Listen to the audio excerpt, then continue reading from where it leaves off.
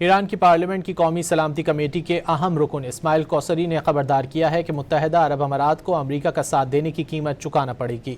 ایران کی نیم سرکاری خبر ایجنسی تسنیم کے مطابق اسماعیل کوثری نے ایک بیان میں کہا کہ ایران کے بنیادی ڈھانچے پر ہونے والے حالیہ امریکی حملوں میں متحدہ عرب امارات کا کردار ہے۔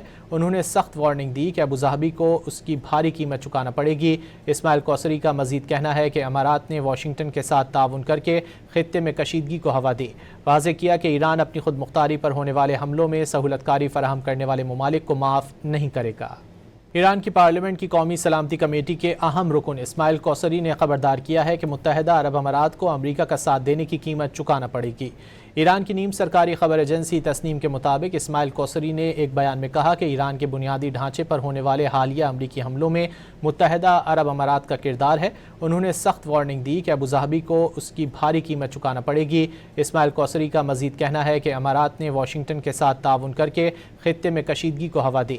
واضح کیا کہ ایران اپنی خود مختاری پر ہونے والے حملوں میں سہولت کاری فراہم کرنے والے ممالک کو معاف نہیں کرے گا۔